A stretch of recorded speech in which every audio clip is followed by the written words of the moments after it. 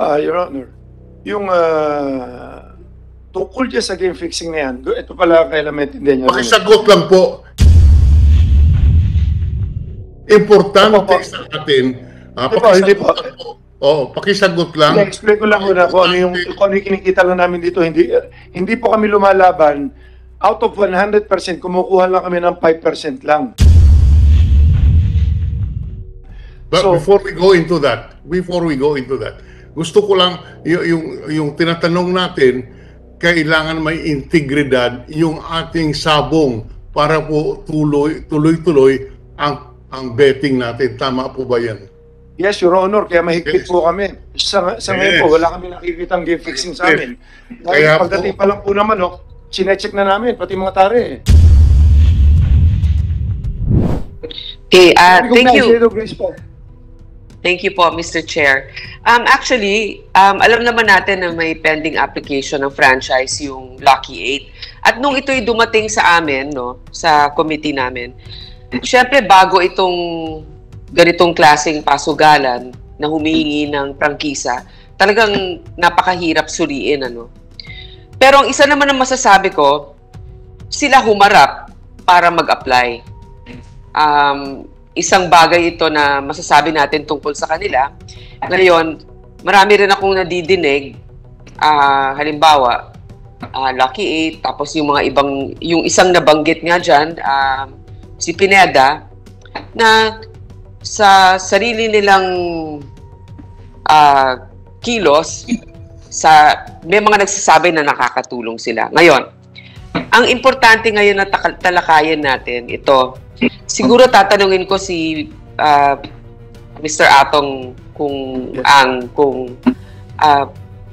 paano yung nagiging kooperasyon ninyo sa mga pulis ngayon sa pag-iimbestiga? Kasi nga, di ba may mga sinasabi na sira yung CCTV doon sa sabungan, naayos na ba yung mga CCTV na yan? Pangalawa, anong klaseng kooperasyon ang binibigay ninyo? Meron din ba kayong mga pinagsususpetsahan? Kung hindi talaga kayo ay responsable dyan, ano ang nakikita ninyong angulo ngayon dito sa mga nawawala na ito? Kasi yun ang talagang punot dulo nito. Mahirap natin talakayan ang isang prangkisa na may mga kasong ganitong nakabinbin. Yes, Your Honor. Yun po. Yeah, you can respond, please. Okay. Your Honor, about CCTV, okay. Napanood ko rin po na napapagalitan din ng PAGCOR dahil sa hindi sila naghihigpit sa amin sa CCTV. Ang CCTV po sa PAGCOR, ang nilalagyan nila ng CCTV inside casino lang. Hindi po kasi nila teritoryo ang mismong arena eh. Wala talaga kasi sa amin studio lang po eh. Ngayon, yung pag naikukwento ko nga kung paano kung makikita niyo yung studio namin, yung hindi na kailangan lagyan ng CCTV yung mismo site namin dahil naka-video siya. Pagka nagpapalabas may video eh. Yung perimeter naman, hanggang ngayon under construction pa ho kami. Kasi nung mag-start kami ng July 15 hanggang December, may pandemic eh. Ang palabas namin kukunti lang, tapos bumibili kami ng manok, tapos konti-konti lang yan. Nakapag-start na kami ng maganda, 2021, tapos nagsisimula umakyat yan, tsaka palang, tapos nalaman ko nga na mga March yata yun, napunta kami sa PAGCOR na kailangan kami i-regulate. You mean to say na yung tatlong sabungan na inoperate ninyo puro under construction pa, kaya hindi kayo nakapaglagay ng CCTV? Farm lang ho yan eh, farm. Okay. Farm. Nagsimula kami sa isang ang style ng farm kasi, bukid yan, bukid. May pader. May pader, wala. Nung una, walang pader. Ginagawa namin yan sa isang lang, yung rueda lang. So, yun ang ginawa namin arena. So, tapos yung mga manok, yung mga cockhouse, kanya-kanyang cockhouse yan, may mga air condition. Nung una, wala pa nga air condition eh. Nakalagay lang eh. So, within few months, nagsisimula pa lang kami ayusin. Tuloy-tuloy ang construction hanggang ngayong oras na to. Kasi tignan nyo, tsaka sa mga pulis, maski tanong nyo po sa kanila, every time na gusto nila pumunta sa amin, pinupuntahan nila kami. Never kami nag-object na imbestigahan kami. Yung sa CCTV, humihingi po ako ng paumanin. Ilang hektarya yung lupa namin sa Lipa. 33 hectares. Hanggang ngayon, pinapadiran pa. Tapos, yung sa Santa Cruz namin, 10 hectares, 11. Hindi naman kami makapagpadir ng ayos dati dahil yung pandemic, mahirap yung mapag-travel. Okay, for Lipa, sabi mo, open na, with the indulgence of Senator Grace mo, is it okay na this, mag-follow up lang ako? Go ahead, sir. Nakikinig lang din po ako. Thank you, Mr. Chair. Yeah, thank you. Sabi mo, sa Lipa, 33 hectares, tapos kinukural ninyo. How about Manila? I think this Manila Arena is already built up establishment. Manila Arena, nagawa po namin dati yan as cockpit. Hindi po nakapagsabong dyan. Santa Cruz, nakapagsabong lately lang nung pinayagan lang ng IATF. Matagal naka-stack yan, idle yung lugar eh. Kaya nga, kung matagal na rin itong walang CCTV. Wala po, kagagawa lang yan na bagong gawa lang yung arena na yan eh. Tapos inabot nga, ginawa yan nung wala pang COVID nung wala pang pandemic, kagagawa lang yan. Wala pa eh. Wala talaga. Pero meron na pinalagyan ko na ngayon. Ngayon, kung signal nila, pinalagyan ko kasi ginagamit na po namin, Your Honor.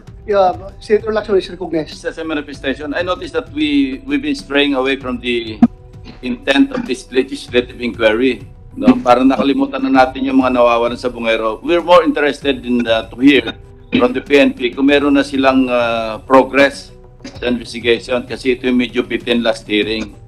So, yes, sir. refer to you, Mr. Chairman. Yes, sir. Just an observation. Magdadalawang oras na tayo, hindi pa natin natatakil yung intent, the intent of this legislative inquiry, Mr. Yes, sir.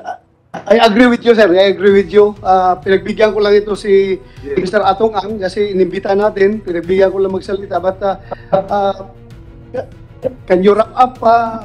Mr. Chairman, Yes. before that, so that we can move forward, siguro, i-diretso na lang ni Mr. Ang yung sinasabi niyang conspiracy. Okay na, naintindihan na namin lahat yan. Problema sa ganito, tapos yung rules, ganito ang batas. Yung conspiracy, diretso mo na yun para malaman na natin. Doon tayo, para makapunta na tayo doon sa mga biktima. Kasi gusto rin parinig ng mga biktima yung conspiracy yung sinasabi mo. Go ahead. Yes, you can, pwede mo i-share sa amin yung conspiracy theory na sinasabi mo? May conspiracy against you. Okay, please share it to this committee. Dire-diretso na po lahat to? Ang ano ko po kasi. Kung gusto mo, di ba, you are asking for executive session? So, mamaya na yan. Sa executive session, sabihin mo. Okay, so... Kung pwede tayo mag-break lang ng mga 10 minutes. Okay. Nila Senator Lacson para makita. Yeah, we can give it to you. Kasi may involved din ng mga magugulo rito. Yeah. But before that, I would like to recognize Senator Franklin Dillon. Thank you very much. Thank you very much, Mr. Chairman. Just a few questions in relation to this, the subject of suspicion that about 31 of our sabong aficionados have disappeared. The reports indicate, Mr. Chairman, that the motive for the abduction is fixing of the cockfights. Yun pong ng dadaya. In fact, ngayon, mayroon pong sinasabi si Mr. Ang may conspiracy. So, sa aking tingin, tama po ba sabihin natin na malaki ang involved dito sa isabong kaya kailangan malinis ang pagpapatakbo ng industriya ito, matawag natin industriya. In other words, the stakes are so high that we must, the operators must maintain the integrity of the cockfights. Tama po ba yan, Mr. Along? Your Honor, yung tungkol dyan sa game fixing na yan, ito pala kailan maintindihan nyo. Pakisagot lang po. Importante sa atin. Pakisagot lang. I-explain ko lang muna kung ano yung kinikita lang namin dito. Hindi po kami lumalaban. Out of 100%, kumukuha lang kami ng 5% lang. But so, before we go into that, gusto ko lang yung tinatanong natin kailangan may integridad yung ating sabong para po tuloy-tuloy ang betting natin. Tama po ba yan? Yes, Your Honor, kaya mahigpit Yes. po kami. Sa ngayon po, wala kami nakikitang game fixing sa amin. Dahil Kaya pagdating pa lang po naman, sinecheck na namin, pati mga tare. Pumapasok Ay. yung mga tao, lumalabas, kung nagkakaproblema po sa labas, wala naman po nangyari patayan sa loob sa amin eh. Okay. Ang dami kasi senaryo, ang dami sindikato rito. Kapareho niya Master Agent, 1.2 million ang Master Agent namin. Master Agent, Gold Agent, lahat. May kanya-kanya pong buhay lahat yan. Hindi po namin alam kung ano yung, siyempre nasa sugal sila. Yung iba nasa drugs, nagkahalo-halo po eh. Kaya, Ganun Mr. po. Ang, Yung integrity, totoo po yung sabi nyo, Mr. kailangan namin. Please, Yeah. Please, Please, share Mr. Senator Dillon. Go ahead, sir, go ahead. can you give the committee an idea kung magkano po ang betting sa isang sultada? Just to have an idea of what we are talking about here. How much is the range of the bet per sultada? Magkano po? Well, Yeah, you have the floor. hindi po pare-pareho dahil simula umaga mas mahina yan. Nagpipik yan sa hapon, sa gabi, tapos... Okay. On the average lang po, on the minimum and maximum, Mr. Ang. Well, every day, mga 1 to 2 billion every day. 1 to 1 billion to 2 billion a day. 1 billion to 2 billion a day. Kumukuha lang kami ng 5% dyan. 2% binibigay namin sa Master Agent. 1% para... Teka po, isa-isahin natin dahil ako po hindi sanay dito. Although lumaki po ako sa aming bayan sa Iloilo, marami pong sabong but I have never been familiar with it. So you're saying, bawat araw, 1 billion hanggang 2 billion ang betting. Tama po ba yan? Yes, Your Honor. Sa bawat isa. Mute. Naka-mute ka ata, sir. Senator Dillon, hindi ka marinig. Hindi po ako nakamute. I'm O, on. bahina signal, nawala. Hindi ko po alam, but tinitinan ko lang, hindi po ako nakamute. Something is wrong, probably with our technological connection. Mr. Chair, I can actually hear Habang the wala si minority Senator leader. Dillon, stop ka muna at mag-kuhan tayo, executive session afterwards. But before that, before we dismiss dahil maghingi muna tayo ng update from CIDG. Then after the CIDG, pakinggan natin itong nakasalang na yung case number 4. Mr. Chair, Mag-break just- tayo, mag-executive session tayo sa loob ng lounge habang Yes. papakainin na rin natin itong mga naiwan dito sa Pwede po ba, Mr. Chair, tapusin ko lang ang aking... can I just... So, can I just... CIDG, you have any update? You have the floor. Yes. Yes, Mr. please. Chair, Yes, I sir. don't... To the Honorable Chairman of this committee, Senator Ronald De La Rosa, sir, and to the other Honorable Senators. Magandang umaga Sandali po, lang, sir. kabilis ng turnover ninyo. Yes, sir. Yeah. First hearing, the director of CIDG is General Pero. Now, Yes, sir. ikaw na naman. Yes, sir. So, retired na si Pero. Yes, sir. So, masaya si Pero ngayon, nakalusot siya sa problema na ito. Yes, sir. Ikaw ngayon ang tatanggap sa kanyang problema. Yes, Go sir. ahead. I'm happy to receive that challenge, sir. Thank you. That's what I need from you. Yes, sir. You should be very brave enough to handle all these problems. Yes, sir. Continue. Because I've been with the CIDG for a long time, sir. I'm Police Brigadier General Eliseo Cruz, the newly designated Acting Director of the Criminal Investigation and Detection Group. I just assumed my position, sir, last March 2 this year. And I'm going to present to you the updates of the investigation that the CIDG has conducted for the 31 missing persons. 31, Missing persons, sir. pero last count natin, 34, di ba? Yes, sir, but we are only handling 6 cases. We're in 31 persons. Oo, pero huwag niyo pabayaan yung Yes, sir. yung 2 cases na involving 3 biktima. Yes, sir. We are Because isa mong related rin yun, di ba? Yes, sir. We are also coordinating with the other PROs. which are I handled. suggest, hawakan mo na dahil sabi man ng Chief PNP. Yes, sir. Hawakan mo lahat yan. We'll do that. Yeah, hawakan mo lahat yan. Continue. Yes, sir. There are 6 cases being handled by the CIDG involving 31 missing persons coming from the provinces of Bulacan, Rizal, Quezon, Laguna, and Manila. And these cases happened in the premises of Cockpit Arenas. And 1 in Manila, 4 in Laguna, and 1 in Batangas. For the incident that happened on January 13, 2022 in Manila Arena, located at Santa Ana, Manila, we would like to inform this honorable committee that we have a breakthrough in our investigation. A vital witness gave his statement that he saw how the victims were held and loaded by security personnel of Manila Arena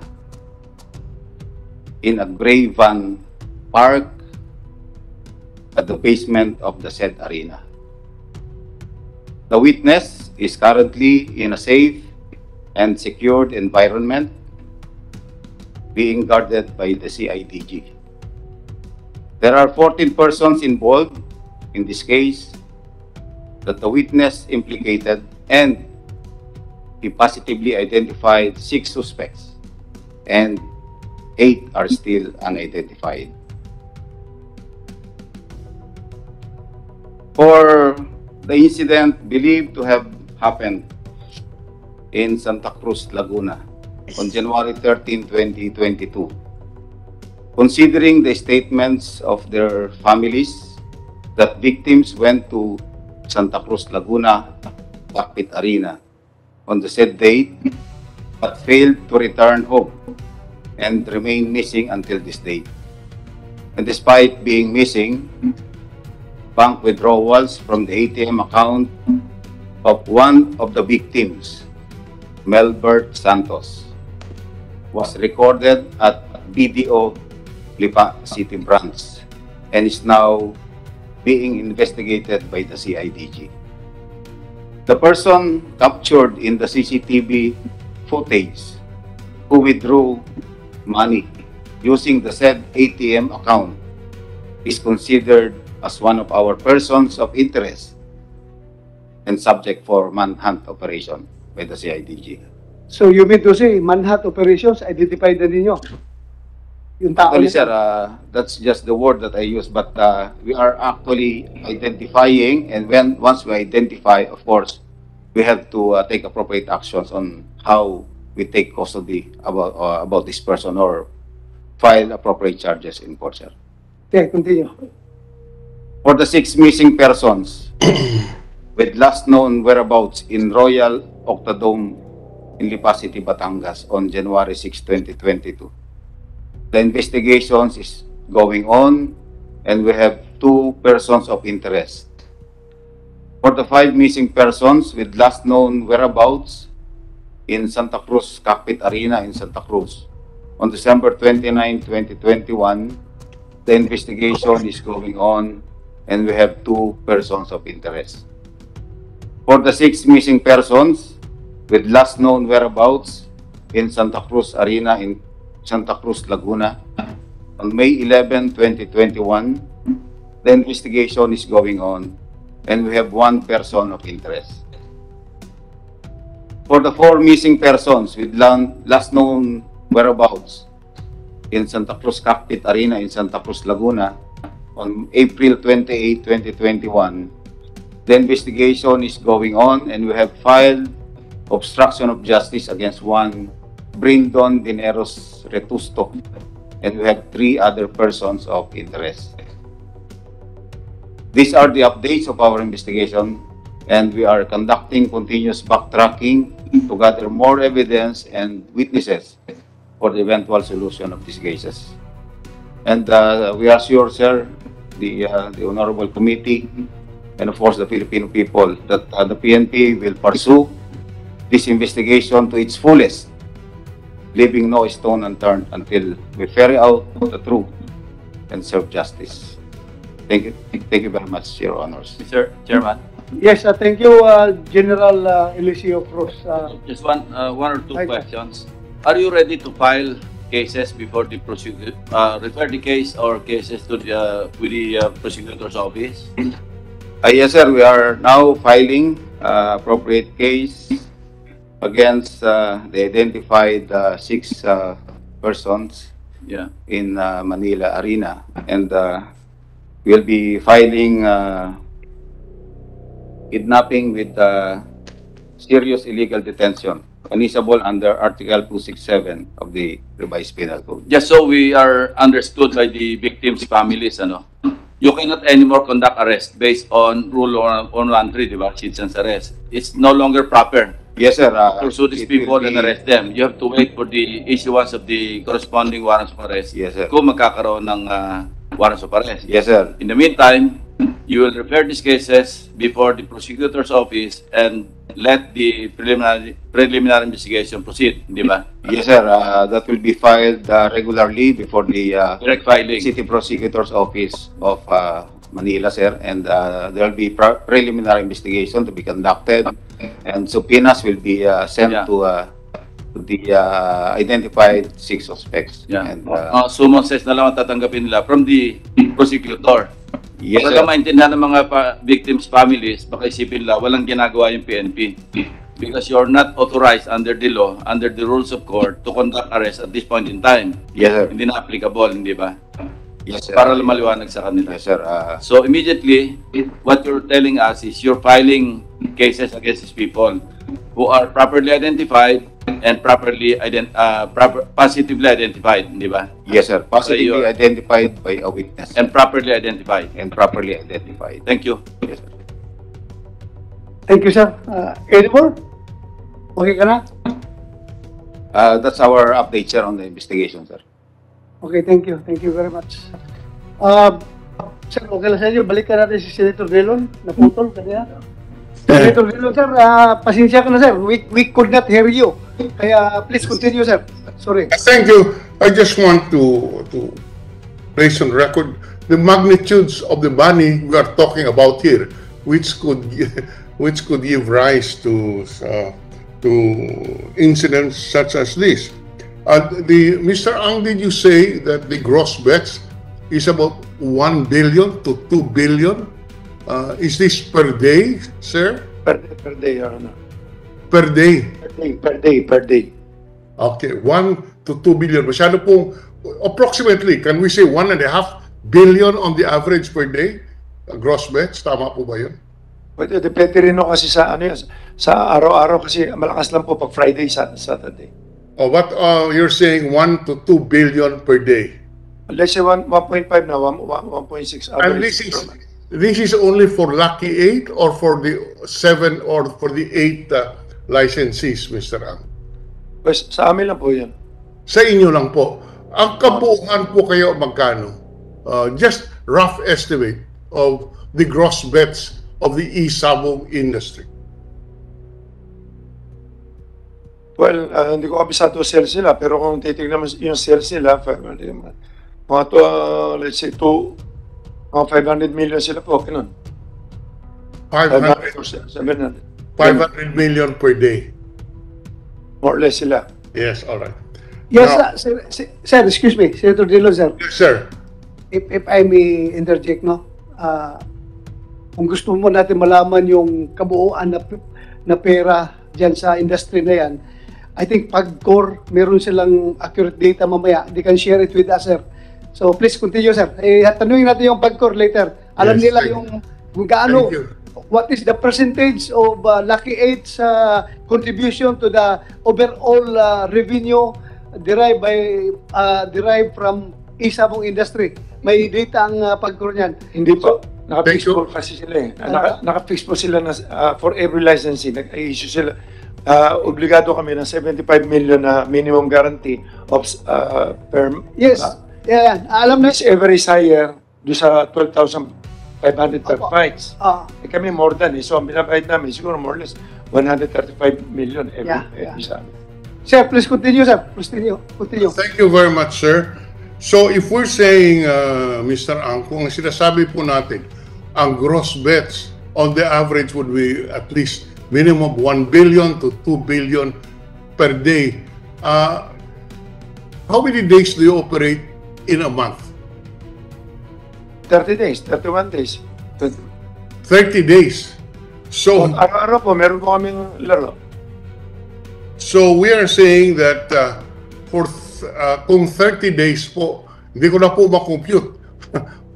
per day is anywhere from 100 Lagay niyo 2 billion. 1 billion to 2 billion. po. Opo. Per month, it's anywhere from 30 billion to 60 billion. Ganun po ba?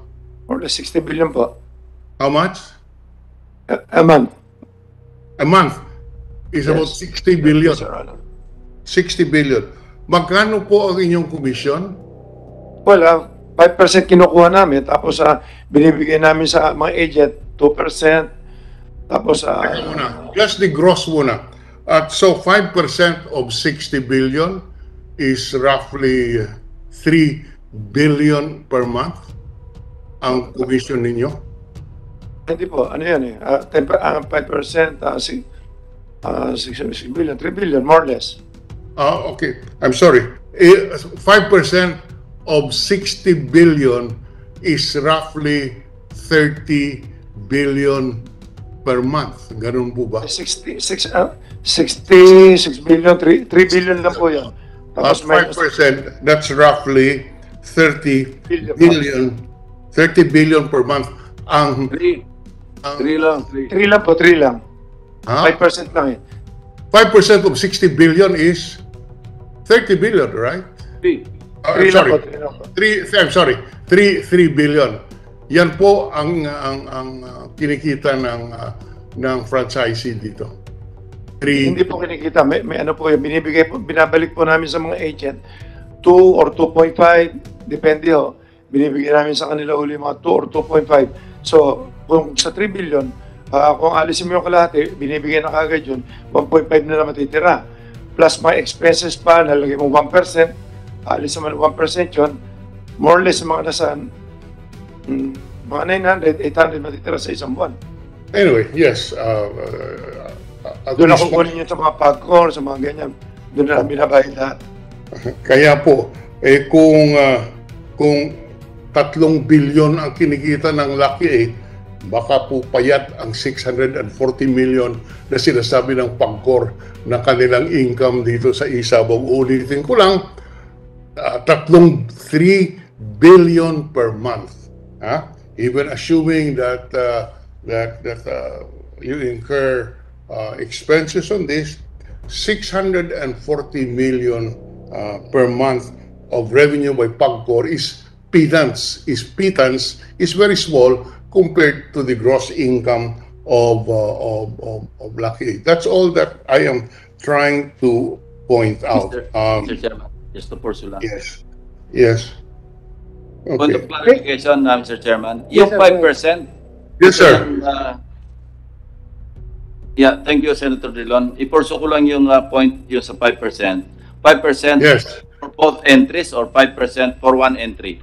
Pag pinagsama yung both entries, kaya nga without risk kami. Kung may tayong 1 million sa kabila, 1 million sa kabila, 2%, 2 million yun, minus 5% yun. So 5% sa both entries na. Total. Yun na yung gross. Oh, Hindi total. ito yung 5 sa one entry, another 5 for the other entry. Pareho, maski sa amin. Pareho na yun. Thank you. So, kaya po, that's why I'm just asking yung gross per day.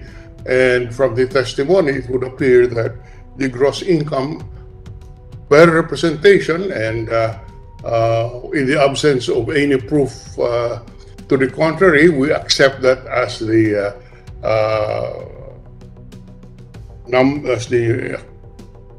gross income of each licensee. Yan lang po muna. We would love to hear from the Pagcor on the exact amounts. But for the record, if we talk about 3 billion per month for Lucky 8 alone, even assuming that this is the gross income, a 640 million per month na sinasabi po ng PAGCOR. Mukhang payat at malaki talaga ang kinikita ng industriya, kaya po hindi maiwasan na yung mga ganitong pangyayari ay related doon sa kinikita ng industriya. Maraming salamat, Mr. Chairman. Thank you, sir. Thank you. Right, sir. Senator Lacson. Yeah, ang sabi ng PAGCOR kanina, I was taking notes, from April to, ito yung last year, parang ang average na remittance sa PAGCOR, 400 million per month. How much? How much? And then for last year, from April, I think hanggang December, parang average 400 million pesos per month ang remittance. Okay. January to date, nag-increase ito sa 640 million per month. Okay. Noon pong April, si Lucky 8 pa lang po ang umaandar. Yung mga iba, sunod-sunod pa lang at nabuo lang yung 7 na ngayon 6 na lang nitong November, December. Okay. Pero po thank you, ma'am. Ito, sandali, ma'am. So, 640 million pesos per month yung January to date. Ito yung average nyo per month. Opo, sir. Ngayon, sabi kanina ni Mr. Charlie Ang, yung kanilang remittance, pinakamalaki sila eh. Umabot sila ng 135 million pesos per month. Lucky 8 pa lang yon. Opo. If we compute yung 6 others, kasi ang threshold, yung minimum nilang kailangang remit is 75 million each. Okay. So 6 times 75, that's 450 million. Plus 135, that's 585 million pesos per month. Ang ibig sabihin, nasa threshold lang yung 6. Opo. Kasi from 640 million pesos per month compared to 585, masyadong minimum yung nire-remit ng ibang operators, ibang licenses. Because Lucky 8 alone, 135 million pesos per month na. So masyado yatang Sir. andun na sila sa threshold, the 6 others. Totoo ba ito? Opo, ganito po kasi, sir. Ang Lucky 8 na gross bets from April 2021 to January 2022, Ma'am, excuse me. Pakilapit yung microphone kasi hindi na-record. Ang gross bets po ng Lucky Star from April 21 to January 2022, 546 billion 826,428,839.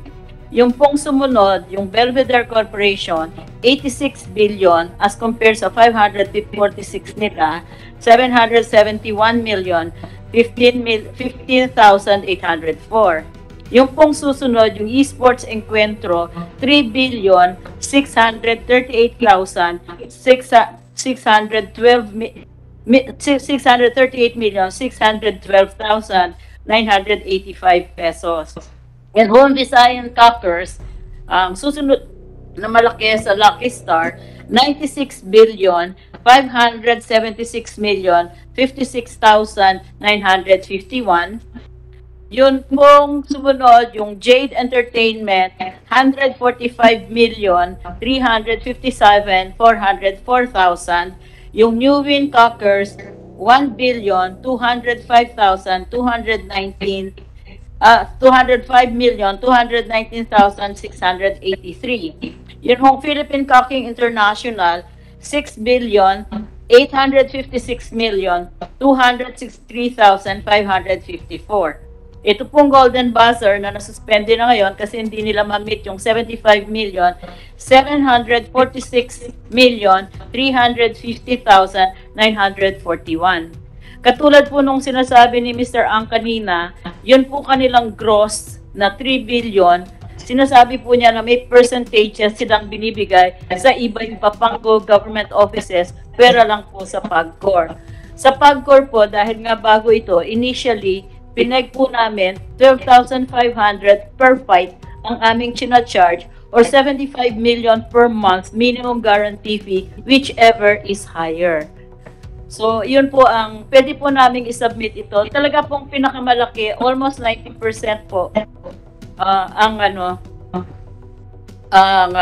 Lucky 8. Sige, Thank you, ilang Mr. percent? Chairman. Ilang percent?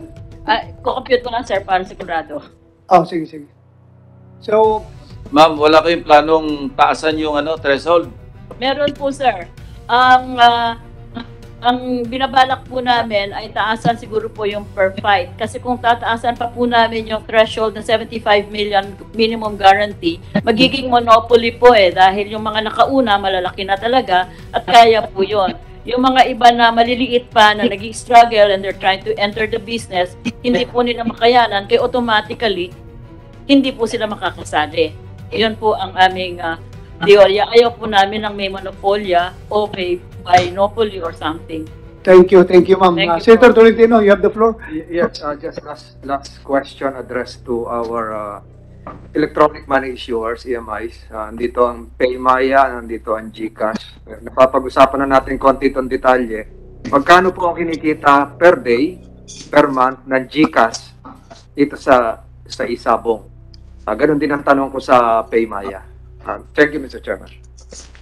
Good morning, Mr. President. You are Paymaya or GCash? I am from GCash, Your Honor. Thank you. Please introduce yourself. I am Attorney Gilbert A.S. Cotto from GCash, Your Honor.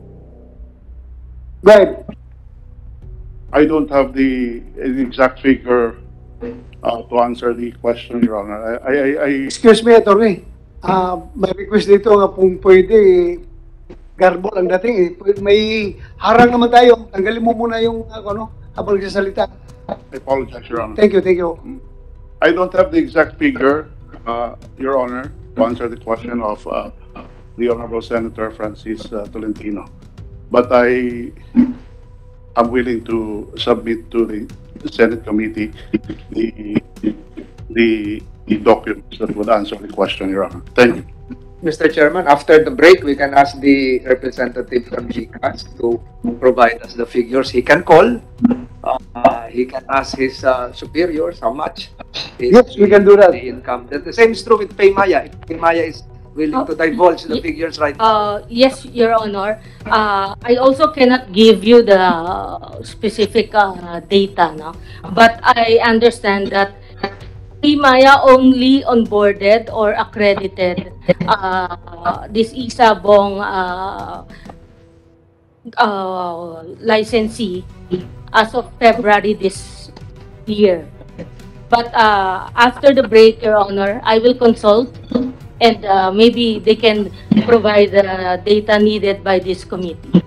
So, also GCash, can you provide after the break? Kaya mo? Kasi kaya mo daw ng Paymaya, yung Your GCash. Honor, can I ask for at least one day, Your Honor? I don't think I can. Mabuti pa si Mr. Ang na-provide. Ikaw, nahirapan ka mag-provide. Yes, So, sir. Mr. Chairman, siguro isama na rin natin yung income generated from international bettors sa GCash and Paymaya. Yes, we can do that. When you say, Senator Tolentino, na income generated from Share the percentage generated by Paymaya and GCash coming from international bettors, offshore bettors. Sir, Senator Tolentino, what we are regulating in PAGCOR and the figures I gave to you are based only on local bets. No, not one of the operators is licensed to accept offshore betting. Pero ma'am, maraming tumataya sa Opo. OFW natin. Illegal po yun, sir. Yun po yung minamonitor. Dumadaan sa AMIs, dumadaan sa GCash, etc. So, can we have a figure? We're not saying that you're tolerating it. Yes, we're not saying that you're violating something. We are just asking the electronic money issuers and non-bank financial institutions if they can provide us a figure of how much percentage they are generating from bets coming from overseas. Yun lang po, Mr. Chairman. Hindi natin pinag-uusapan kung may nag-violate o ina-allow. Hindi po yun. Okay, Paymaya promised after the break, we can have it. I will consult, Your Honor. Okay. And if they give it to us, I will provide the committee. Okay. Then, Thank you. GCash, tomorrow, one day. May we ask for a reasonable time to comply because I think it will take What is reasonable for you? 3 to 5 days, Your Honor. We'll just submit the Weekend na yun. Masyadong matagal yun. Mahirap ba mag-compute? Mahirap ba? Everything is computer generated, di ba? We will ask our office, Your Honor. Kaya nga ng Pimaya after the break eh. Kasi everything is computer. Pindot-pindot ka sa computer, nandiyan na yan. I will try to ask the office, Your Honor. So kailan? A day, Your Honor. A day. So tomorrow, we are expecting that tomorrow. Yes, Your Honor. Oh, thank you. Pimaya after lunch, after break. Yes, Your Honor. Okay. We are consulting them right now. Okay, thank you very much. So, continue. Before we go on a break, it will be an executive session in the presence of Mr. Charlie Ang. Yes. Yes, I'd like to ask, for the record, Mr. Charlie Ang. Yesterday, you went on YouTube. It went semi-viral with you saying that mahirap dito, ang daming mga politikong nakikialam sa mga investigation. Are you referring to this panel or the personalities present here? Kasi makakaharap ka namin sa tanghalian, tapos masama pala ang loob mo sa amin. So kami ba yung lumalabas sa YouTube na galit ka, na di umano may maraming politiko na hindi ko mahaba yung YouTube mo eh. Are you referring to us? Just for the record. Pwede ko po makita yung YouTube na yun. Kasi baka interpretation nyo lang yun. Hindi ko alam yung sinasabi niya, Your Honor. Lumabas po yung kahapon at di umano ay mahaba yung sinabi mo. It was shown to me. So perhaps you can ask your colleagues, whoever videoed you there, baka it was taken in your off moment time na galit ka sa mga nag-iimbestiga. So yun lang gusto ko maliwanagan. Kung wala ka maalala, galit ka ba sa amin? Hindi po ako pwede magalit. Mga kaibigan ko may mga pinagsamahan po tayo maski pa paano eh. Ba't ako magagalit? Your Honor, tsaka wala po ako nilalabas sa video. Ang huling-huling video ko, yung huling nga na sinisita ko na nung nagpahuli ako sa mga NBI tsaka si IDG. Yun na isang i-explain ko mamaya. Na nagte-threat daw ako. Hindi ako nagte-threat eh. Nagte-threat ako doon sa mga, ang dami na namin napahuli. Sa NBI tsaka si IDG. So in short, hindi ka galit sa amin, ha? Impossible. Okay. Lahat po kaibigan ko. Thank you. Hindi ka galit. But please, review that video. Dahil ang dating kay Senator Tolentino kasi, medyo galit ka sa mga politiko na nag-imbestiga itong insidente na ito. Well, for your information, alam mo, break kami ngayon, Mr. Atong Ang, break kami ngayon sa Senado. Pero gumawa kami ng inisyatibo na mapagbigyan talaga yung kahilingan ng mga pamilya ng 34 na nawawalang tao na maghihikan na kami ng hearing. Kaya sana huwag mong personalin yung aming pagkakandak ng hearing. Trabaho lang po ito. Walang personalan. Kaya sana hindi ka magalit sa amin, ha? Your Honor, gusto ko nga para maklear na mga kami. Okay. Gusto ko. Tsaka, never ako magalit sa politiko kasi lumaki na ako na puro politiko rin kasama ko eh. Actually, may mga pinagsamahan nga tayo lahat, maski pa paano. Ba't ako magagalit? Wala naman kayo masasabi sa pagkatao ko. Okay. Ba? Thank you. Mr. Chairman. Go ahead, Senator Pimentel. Yung sasabihin ba ni Mr. Ang sa executive session, hindi mo kaya sabihin dito sa open session? Andiyan, parang naririnig tayo na yung regional director ng NBI. Baka may informasyon siya makuha ron. Ayan namang si director ng CIDG. Hindi ba pwedeng sabihin mo na lang yun sa open session? Kung pwede ko po sabihin, basta pinihagan niyo ako sabihin ko sa open, okay lang. Suggestion ko lang kung pwede sabihin mo na sa inyo, saka yung sabihin sa akin kasi baka naman mali. At isingila ako na advice. Hindi, ganito eh. Ang sasabihin mo are some facts na alam mo, some opinion. Basta wag ka lang manira ng tao na openly libelous na so ano masama, di ba?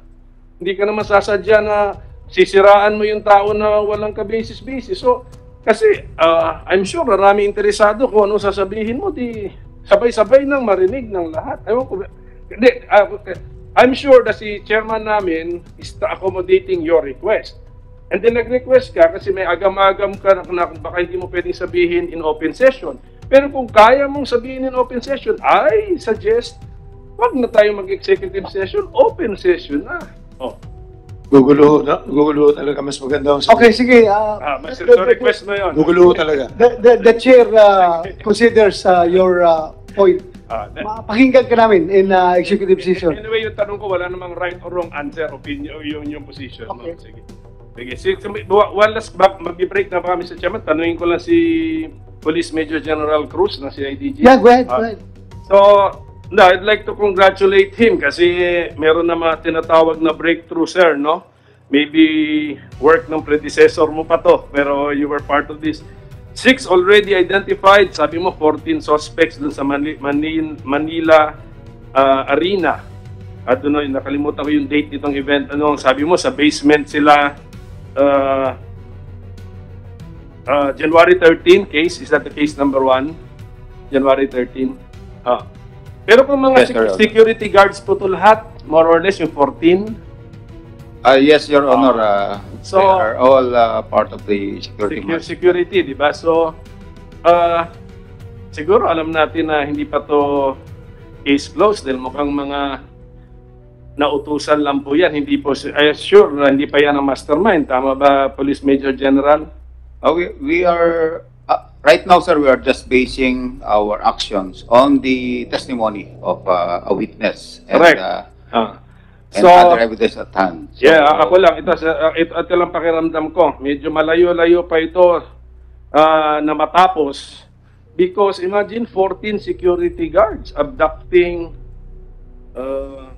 6 people dun sa case number 1. Yes, sir. 14 security guards. Ba't naman kaya nila gagawin yan? So, napag-utusan lang. There must be some higher power or higher person or authority above the security guards. Yun, tawagin na lang nating mastermind. So, that is just the feeling I have. So, I hope that you pursue that possibility, no? That this does not stop at the security guard level. Yes, Your Honor. That's always the course of our investigation in CIDG. When we investigate crime, we make sure that everything is checked and kagaya nga po ng kasabihan, we will leave no stone unturned in the investigation. Thank you. Anyway, Senator Pimentel, the management of Manila Arena is also invited. Andito, di ba? Komisek, the manager of Manila Arena. For the record, sir, we have invited them. Okay, so andito sila.